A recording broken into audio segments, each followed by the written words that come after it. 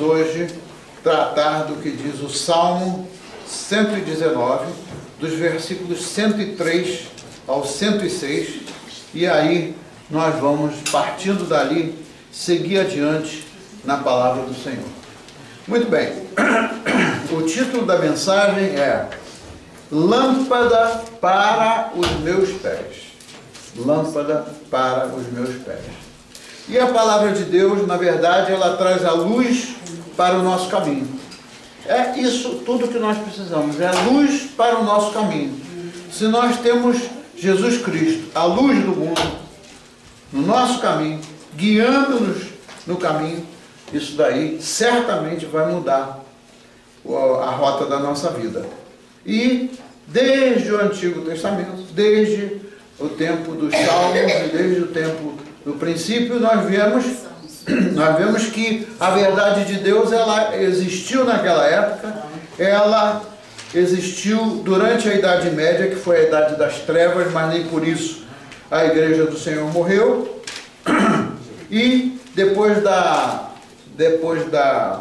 do movimento da Reforma, então houve o reavivamento que trouxe a palavra de Deus de outra maneira, bem viva, não só para a Europa, mas para os Estados Unidos, para a América do Sul e para todo o mundo onde a igreja cresceu depois da Reforma. Então, esse assunto da luz, realmente, até nas coisas mais simples que acontecem na vida das pessoas, até nas coisas mais simples a gente vê que a luz, ela realmente, ela ilumina o nosso caminho. Aí eu me lembrei de uma história verdadeira que se passou, que um amigo meu, que ele fez seminário lá em Recife, seminário presbiteriano de Recife, ele fez a teologia lá, e ele foi estagiar lá na Amazônia.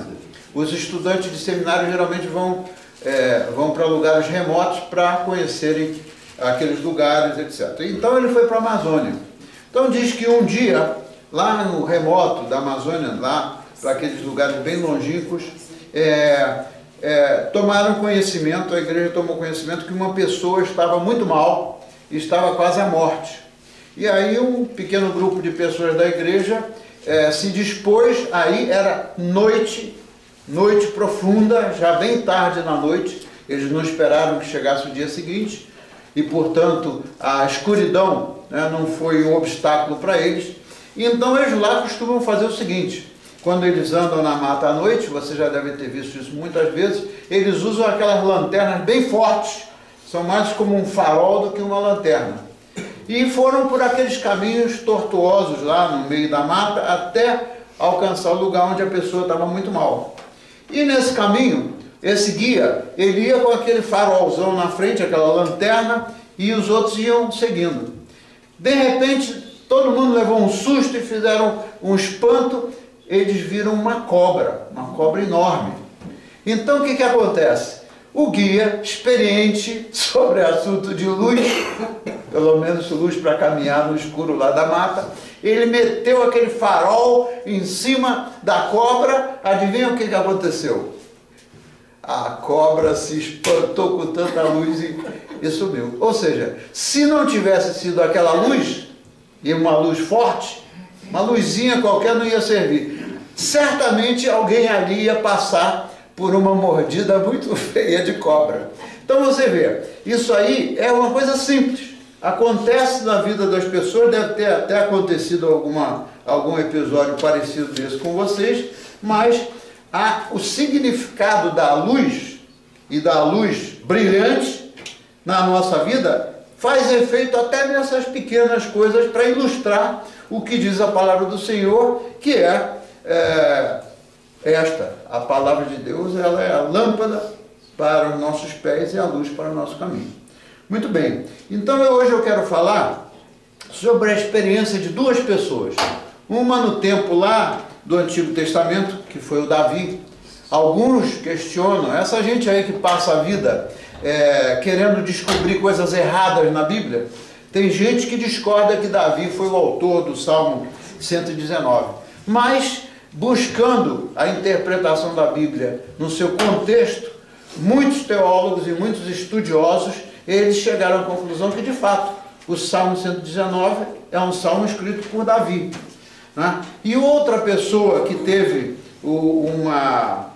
uma iluminação muito grande, uma inspiração muito grande do Espírito de Deus para deixar escrito alguma coisa que é extremamente válido para nós e que nós estamos estudando aqui, a carta aos Romanos, é o apóstolo Paulo. Eu vou falar da experiência dos dois, de Davi e do apóstolo Paulo, no que diz respeito a este mesmo tema, de andar pela luz.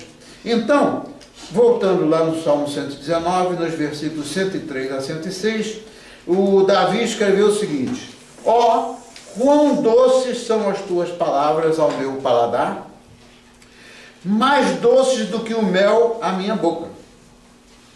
Pelos teus mandamentos alcancei entendimento. E aí eu agora vou usar uma outra versão, que é uma versão lá de Portugal, que é mais clara. Em lugar de dizer que a luz aborrece, nessa tradução aqui diz o seguinte: pelos teus mandamentos alcancei entendimento, pelo que odeio todo falso ensinamento. Essa foi a experiência de Davi. Ele não estava falando em tese, ele estava falando da experiência dele na vida. Então ele concluiu aquele pedacinho do salmo, do maior salmo existente na Bíblia, ele concluiu com a seguinte palavra: lâmpada para os meus pés é a tua palavra e luz para o meu caminho. Então, meus irmãos e minhas irmãs, uma pequena passagem dessa, um versículo bem simples, né? Ele diz alguma coisa muito profunda. Então, vamos refletir sobre esta palavra do ponto de vista prático da vida da gente, a aplicação prática da palavra na nossa vida. Há duas hipóteses a considerar. Número 1, no relacionamento nosso com Cristo, e número 2, no relacionamento nosso com as pessoas. Duas hipóteses, ou seja, duas atitudes, ou dois entendimentos, ou duas interpretações diferentes, né? Ao considerarmos o nosso relacionamento com Cristo e o nosso relacionamento com as pessoas. Muito bem. A primeira hipótese, ou a primeira atitude, é que a ninguém devemos considerar apenas do ponto de vista humano, apenas do ponto de vista biológico, né? Os cientistas, por exemplo, eles estudam o homem sob o aspecto biológico da vida, né? Os médicos, a ciência da medicina, estuda o corpo sob o aspecto biológico, estuda o ser sob o aspecto biológico. Isso é a primeira recomendação. A ninguém devemos considerar apenas sob o ponto de vista humano, mas considerando a pessoa num todo, como um ser espiritual, porque está escrito que nós somos o quê? Nós somos corpo, que mais? Alma e que mais? Espírito. Corpo, alma e espírito. Qualquer consideração que se faça sobre o ser humano e o relacionamento dos seres humanos que falte a parte que diz respeito ao espiritual, a abordagem ou a consideração desse ser é muito limitada, né? A segunda hipótese que a gente deve praticar e entender, interpretar a vida em si, é ver as coisas e ver a vida do ponto de vista da palavra de Deus. Ver as coisas e ver a vida do ponto de vista da palavra de Deus. Por que razão? Porque a filosofia secular, a filosofia do mundo, não tem nada a ver com a filosofia de Deus, com a palavra de Deus. Se a gente for comparar as pessoas que não conhecem a palavra de Deus e que pensam acerca do que está acontecendo em redor, essas pessoas certamente vão ter também uma visão limitada. Por quê? Porque falta o entendimento espiritual que é dado pela palavra de Deus. Então, ver as coisas do ponto de vista da palavra de Deus é ver as coisas considerando o aspecto espiritual nos relacionamentos e na própria vida. Nós estamos com o programa no ar, pela Web Rádio Ramá, lá do Rio de Janeiro, né, que trata de relacionamentos.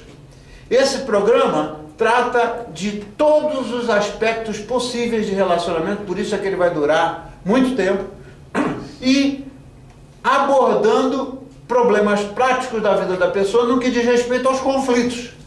Os conflitos que existem entre as pessoas, seja marido e mulher, mulher e marido, pai e filho, amigo e amigo, irmãos na igreja, ou qualquer tipo de relacionamento, nesses relacionamentos, se a gente não se guiar, ou não seguir o que diz a palavra de Deus, nós nunca vamos conseguir construir um caráter cristão.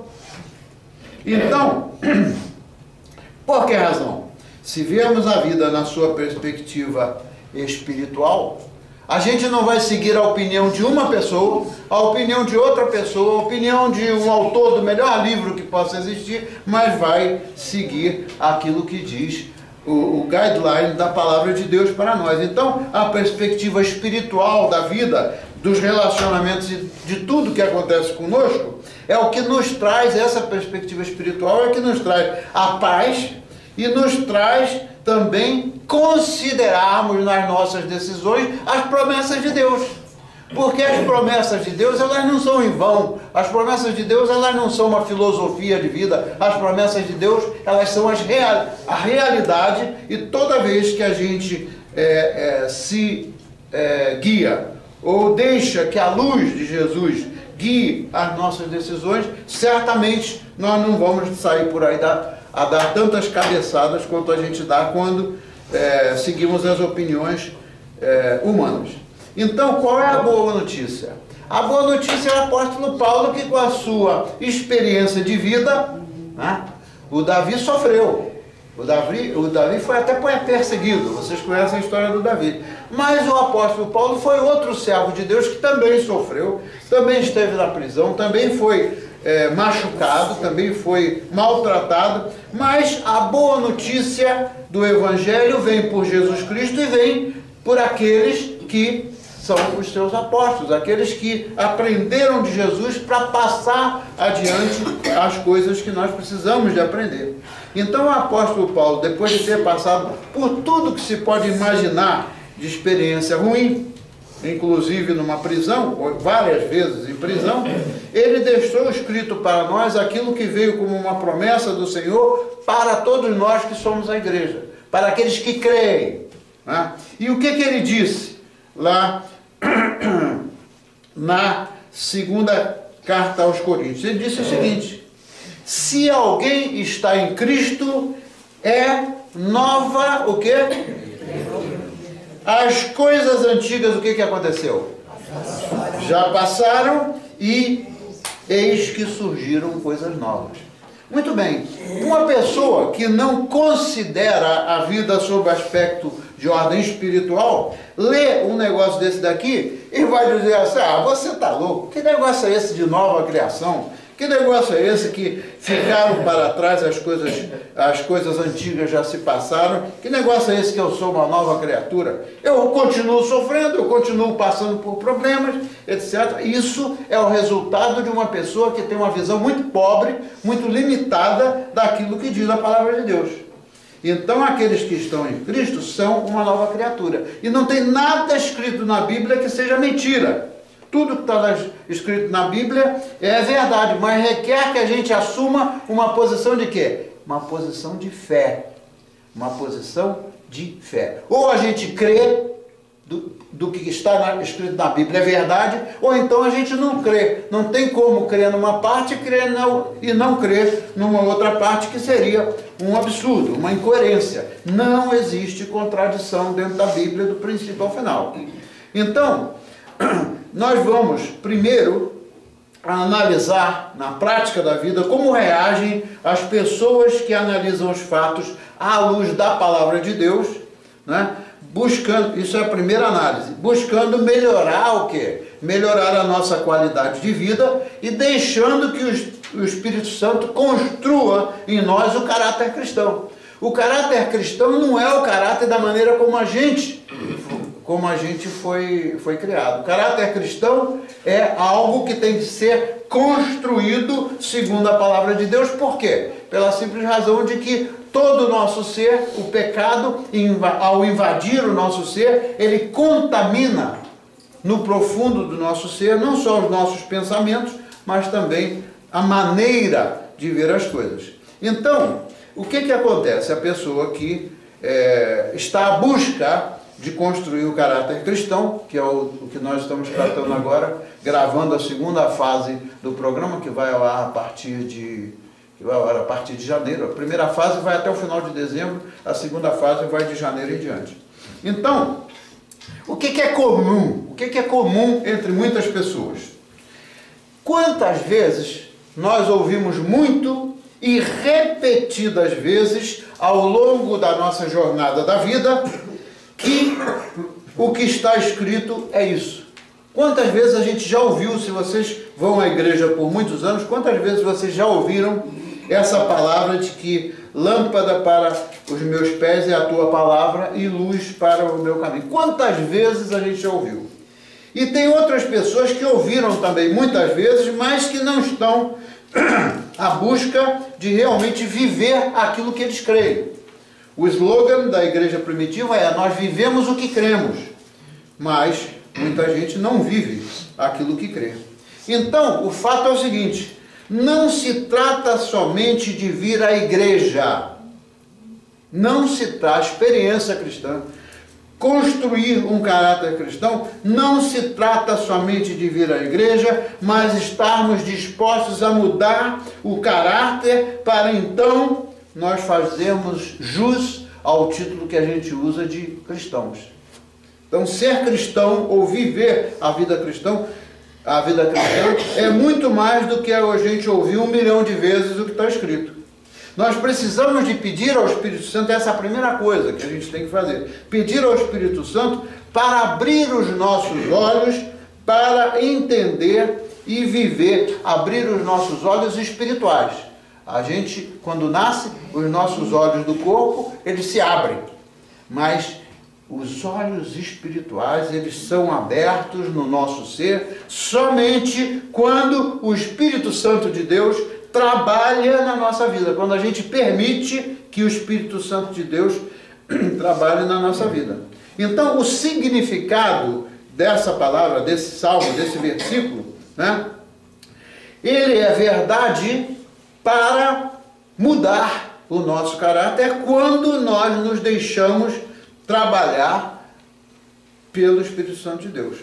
Então, é isso que eu falei, não se trata só de vir à igreja, é muito mais. Por isso é que nós temos estudo bíblico, por isso é que nós temos reunião de oração, por isso é que nós temos um programa no ar, para que as pessoas que estejam perdidas, sofrendo com conflitos de relacionamento, possam aprender e viver aquilo que é aplicável na prática da vida da gente e não viver na superfície. A sociedade ocidental hoje em dia, eu canso de falar isso, e é uma coisa que realmente existe. A sociedade ocidental, muitas e milhões de pessoas, né, vivem na superfície das coisas, né? Eu estou cansado, eu já falei, mas vou repetir, porque é importante, repetindo entra no nosso sangue, como dizia um amigo meu. O que acontece é o seguinte: a mudança do caráter é algo muito mais profundo. O que acontece na prática? O que eu estava dizendo. Eu já ouvi dizer muitas vezes a pessoa falar assim: olha, eu vou à igreja, meu pai era cristão, minha mãe era cristã, minha avó vem de uma família cristã, etc, etc, etc.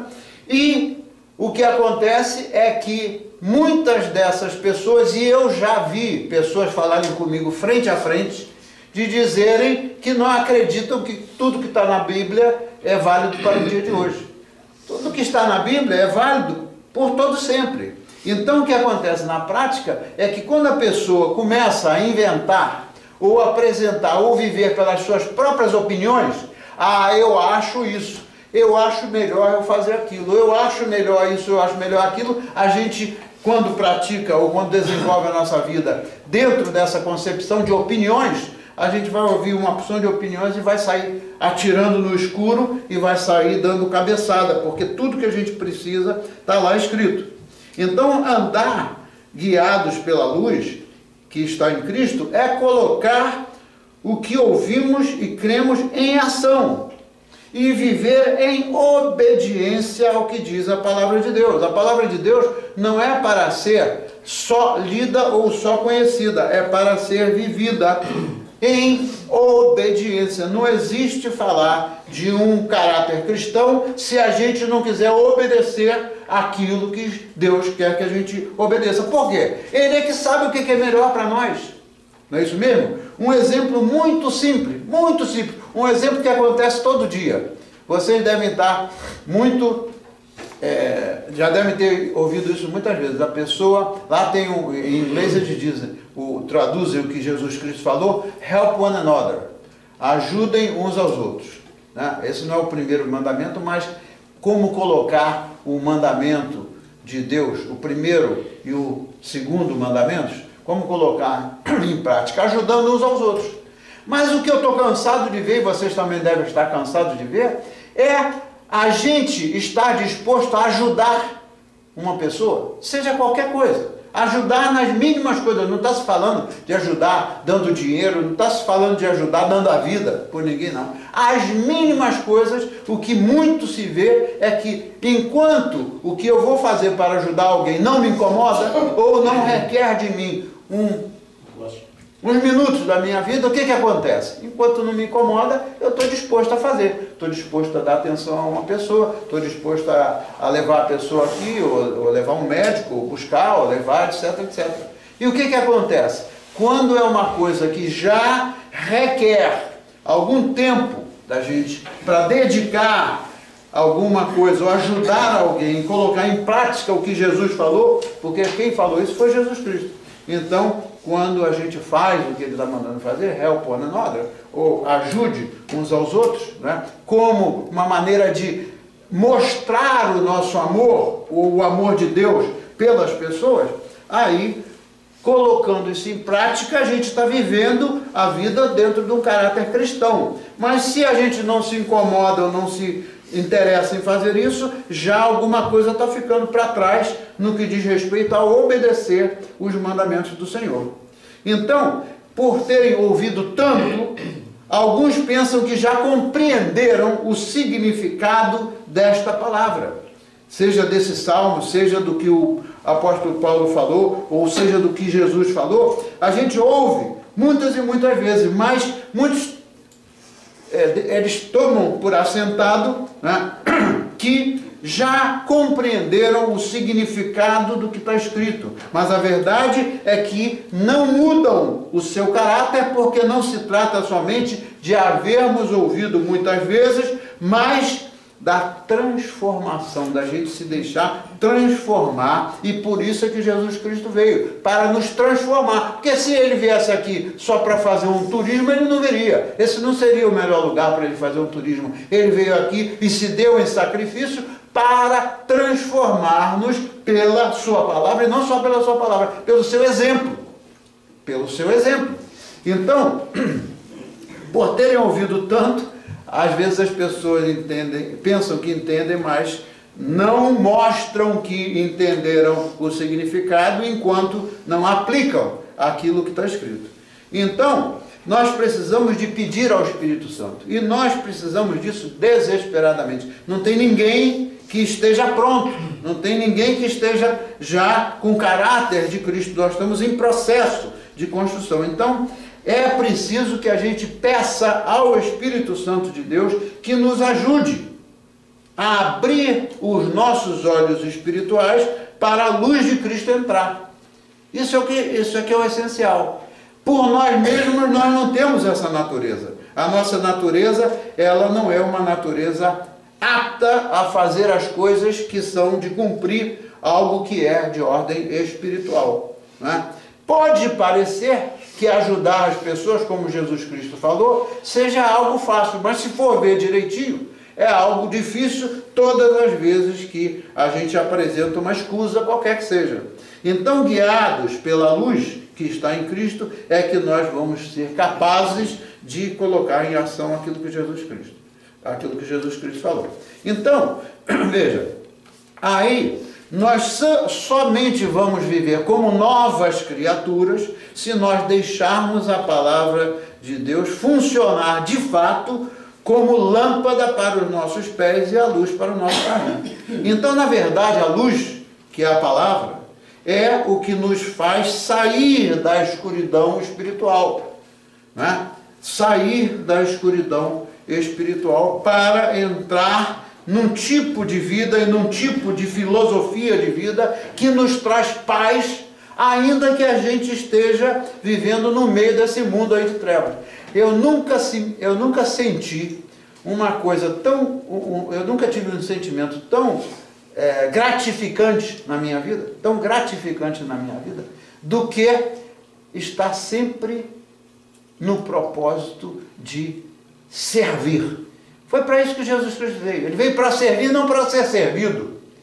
Ele veio, não foi para ser servido. Ele podia chegar aqui, bater no peito: eu sou o Filho de Deus, vocês me deem aí uma comidinha que eu quero comer. Ele não veio para fazer. Ao contrário, ele veio servir, ele veio alimentar espiritualmente pela palavra e até mesmo dar comida àqueles que eram famintos, curar aqueles que eram enfermos, seja enfermidade psicológica, enfermidade espiritual ou lá o que seja. Então, essas coisas só se transformam, a palavra só se transforma na realidade, aquilo que Paulo falou, que as coisas antigas passaram e eis que algo novo está surgindo. Isso só se torna realidade na vida da gente se a gente praticar esses tipos de coisas. Não precisa de você conhecer a Bíblia inteira, não precisa de eu conhecer a Bíblia inteira. O que precisa é a gente conhecer o essencial que Jesus Cristo nos ensinou. E o Espírito Santo é o que tem o papel de fazer isso na nossa vida. Então, meus irmãos, nós precisamos nos libertar das heranças biológicas, das heranças psicológicas, das heranças emocionais que nós recebemos de muitos dos nossos antepassados. Aí você pode perguntar assim para mim: escuta, mas eu venho de uma família cristã, eu fui criado na igreja, etc, etc. Supostamente, se você genuinamente veio de uma família cristã e você genuinamente busca um caráter cristão, é óbvio que isso vai fazer uma diferença muito grande na sua vida. Em lugar de você ver tudo como uma fatalidade, em lugar de você ver tudo negativamente, em lugar de você viver focado nas coisas ruins, você vai viver focado em quê? Nas coisas que valem, nas coisas que importam para a vida da gente. Então, isso é um sinal muito ruim, quando a pessoa vive sempre focada nas coisas que são ruins. Isso não leva a lugar nenhum. Por isso é que, então, a palavra de Deus busca transformar. E aí, aquelas características que a gente trouxe na nossa natureza, por exemplo, há pessoas que herdam dos seus antepassados coisas que não são nada boas. Está escrito isso. Há pessoas que herdam maldições. Às vezes uma palavra que parece muito insignificante, como o que a gente cansa de ver e de ouvir, pais e mães dizendo para as suas crianças: você é um bobo, ou você é um burro, ou você é um imprestável. Qualquer palavra que saia da nossa boca para colocar os nossos filhos numa situação de maldição, isso não vai levar o filho ou a filha ou a quem quer que seja a viver uma vida abençoada. Por isso é que a Bíblia é clara, fala que existem as bênçãos e as maldições. As bênçãos é a gente ministrar, desde que as nossas crianças existem, ministrar palavras do Senhor que levantem as nossas crianças. Você pode ver no rosto. Tem determinadas crianças que você olha na carinha da criança, você vê a criança triste. Você vê que a criança não tem alegria. Enquanto que outras crianças, você olha no rostinho delas e você vê alegria. Isso aí tudo tem a ver com aquelas cargas psicológicas ou cargas biológicas ou cargas espirituais que vêm de geração em geração, nós não estamos inventando nada. Por isso é que a gente tem que viver atrelado ao que diz a palavra de Deus, porque tudo que foi ruim do passado vai ser banido pelo poder do sangue de Jesus Cristo. E é possível banir toda essa carga espiritual, toda essa carga de peso que a gente traz nos ombros, por meio da gente orar, por meio da gente conhecer da palavra de Deus e por meio da gente pronunciar palavras como essa. Eu rejeito essas coisas que eu recebi da minha avó, do meu tio, do meu pai. Quantas crianças, elas sentem necessidade de amor porque nunca ouviram do seu pai ou da sua mãe, nunca ouviram uma atitude de amor. Acontece muitas pessoas das gerações anteriores, muitas das gerações mais antigas, que elas amavam seus filhos, sim, elas amavam os seus filhos, mas elas não tinham aprendido o que é você demonstrar o amor. Demonstrar o amor tem que ser uma demonstração clara. O amor não se demonstra só por a gente prover para a educação dos nossos filhos irem à melhor escola ou terem o melhor que comer, mas a demonstração concreta de amor. Isso faz falta, porque nós fomos criados para amar e para sermos amados. A pessoa ou a criança que não recebe esse amor, ou que é discriminada, né? Um filho, por exemplo, que é tratado de uma maneira extraordinária pelo seu pai, e o outro é tratado com desprezo, o que acontece? Aquela criança vai carregar, até que o Senhor liberte, aquela criança vai carregar aquele ressentimento. E é por isso que a gente vê conflitos, por isso que a gente vê tudo em razão de quê? De falta de amor. E tudo que diz respeito à palavra de Deus trata do assunto de botar em prática o amor de Deus na nossa vida. Então, a atitude de quem vive na luz é realmente a atitude de uma nova criatura, uma pessoa que já se livrou daquelas coisas que trouxe sobre os ombros e está vivendo uma vida nova. Não importa qual foi a carga espiritual ou emocional que a gente recebeu como herança, se nós rompermos com o passado. Está lá, as coisas antigas o quê? Passaram, e as novas, eis que são feitas coisas novas. Então as coisas antigas passaram, não foi por uma mágica, não foi porque a pessoa foi ali aquele cara que faz as mágicas, o adivinho, sei lá o que é, e o cara falou uma bobagem lá qualquer, a pessoa... No outro dia eu ouvi no rádio, a gente ouve no rádio essas coisas, é um negócio gritante, né? O cara dizendo assim, olha, eu não sei como é que eles chamam, em inglês eles chamam psique, o cara que esses caras que tratam das magias, não sei o que, eu não sei como é que é o nome. Sábio José. Hã? No português diz que é o Sábio José. Exatamente. Então o que acontece? O cara bota o anúncio, imagina. O cara está tão convencido da escuridão e das trevas que ele vive, que ele gasta dinheiro para botar um anúncio no rádio dizendo, olha, se você tem problemas de ordem emocional, vocês já não ouviram isso no rádio? Se você tem problema de ordem sexual, se você tem um problema, você quer, venha porque eu garanto. Imagina, a que ponto chega a estupidez e as trevas na vida de um ser humano. Eu garanto que a sua vida vai... Quem é que garante alguma coisa? Nós não garantimos nada, o único que garante para nós mudar é quem? É o Senhor. E Ele faz isso pelo poder de quê? Pelo poder, nós se vivemos a nova criatura em Cristo, nós vivemos pelo poder da ressurreição.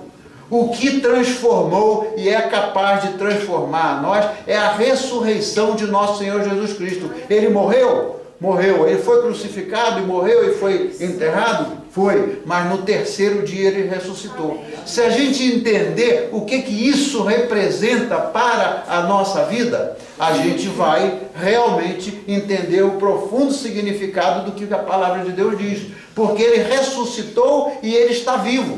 E ele está sentado à direita do Pai, lá no trono da graça, intercedendo por nós. Agora, só aqueles que buscam a mediação de Jesus Cristo e a ajuda de Jesus Cristo é que são capazes de buscar a transformação. Então, nós vivemos pelo poder da ressurreição. Se isso não entrar no nosso coração e a gente não valorizar o que Jesus Cristo fez por nós, nós não temos mais nada desse mundo para valorizar, porque a coisa mais preciosa que nós temos é o Senhor Jesus Cristo, é o amor que Ele tem por nós e vivemos pelo poder da ressurreição. E está escrito que no dia que o Senhor voltar, todos aqueles que estão lá no túmulo, eles vão ressuscitar. Uns para a vida eterna, porque morreram crendo nele, né? E outros para o outro destino final, que é aquele lago de fogo, que eu não quero nem imaginar como é que é. Então, eu quero encerrar vendo aqui o que Davi, algumas coisas da oração de Davi, que é extraordinário. Se vocês quiserem, inclusive, usar essas palavras, essa oração de Davi, quando vocês quiserem orar, é lindo. Os Salmos têm orações lindas. Então, quando Davi estava numa situação muito triste, estava profundo da depressão, né? Ele pediu, conforme está escrito nos versículos 17 e 18, a oração dele foi assim: abençoa a minha vida, Senhor, para que possa continuar a viver obedecendo a tua palavra. Abre-me os olhos para que constate todas as maravilhas que há na tua lei.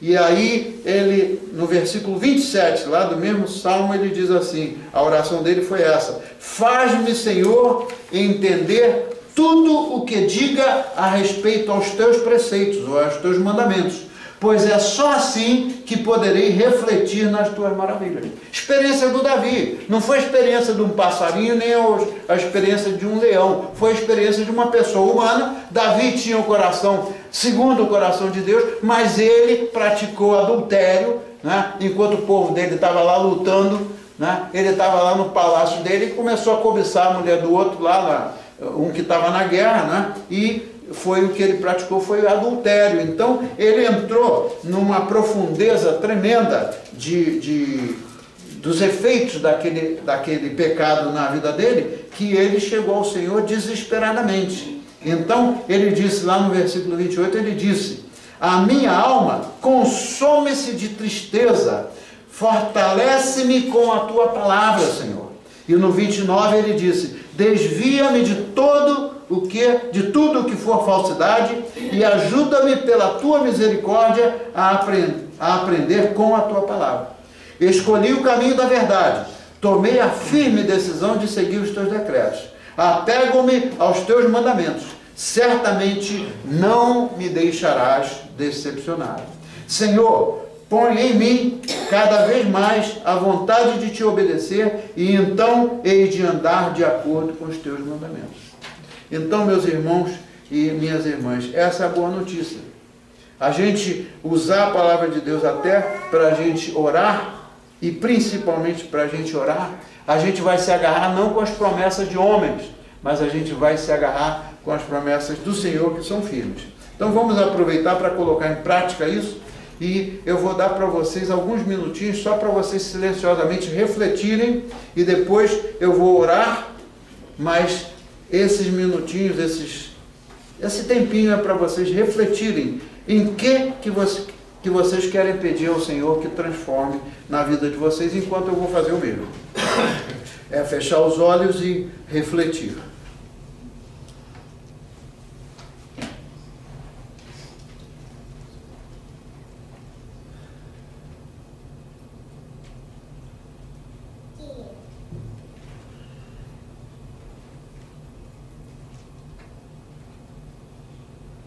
Senhor de misericórdia, nesse momento nós nos dirigimos a Ti, no nome do nosso Senhor Jesus Cristo, para pedir a Ti, Senhor, que nas nossas reflexões dessa semana, que o Senhor abra a nossa mente e o nosso coração para trazer à superfície da nossa mente tudo aquilo que está lá no fundo da nossa alma, todas aquelas feridas que ainda precisam de ser curadas, seja pelo que foi que a gente passou, para que a gente possa receber a cura.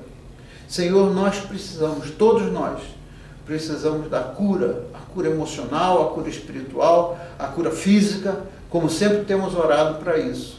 E te pedimos, Senhor, que o seu poder se manifeste na nossa vida, que a gente, pelo poder do seu Espírito Santo e pelo poder da sua palavra, que o Senhor lave de nós e quebre todas as barreiras, todas as barreiras que existam e que possam estar bloqueando a nossa experiência de caminhar pela luz da sua palavra e de deixar que o Senhor Jesus Cristo forme em nós o caráter cristão como o Senhor quer que nós sejamos.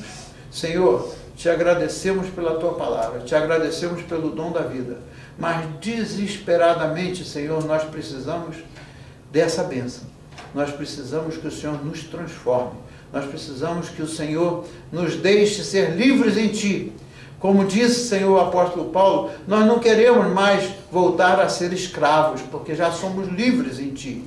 Mas a nossa liberdade em Ti, Senhor, deixa que a gente possa exercê-la sem limitações do que for. Limpa o nosso passado, Senhor, todas as cargas espirituais que a gente possa ter herdado de quem quer que seja. E limpa o nosso coração, limpa a nossa alma, para a gente ter alegria, para a gente sair daqui transformado hoje, que a gente viva a cada dia pelo poder do Seu amor, Senhor. Não permita que qualquer coisa que afetou a nossa vida nos leve a viver em tristeza, em infelicidade e apartados de Ti. Assim nós oramos, Senhor, agradecidos pelo poder que há na Sua ressurreição, pelo que o Senhor fez por nós. E porque o Senhor está vivo, nós queremos estar sempre caminhando contigo. Ajuda-nos, Senhor, e ajuda a nossa família, ajuda aqueles que ainda não tiveram o privilégio de chegar aos seus pés. Assim nós oramos, no nome de nosso Senhor Jesus Cristo, e o povo de Deus pode responder? Amém. Amém. Amém. Só um testemunho, de mais 1 minuto só. Essa semana eu tive o privilégio de ir ministrar na prisão. Pode apagar.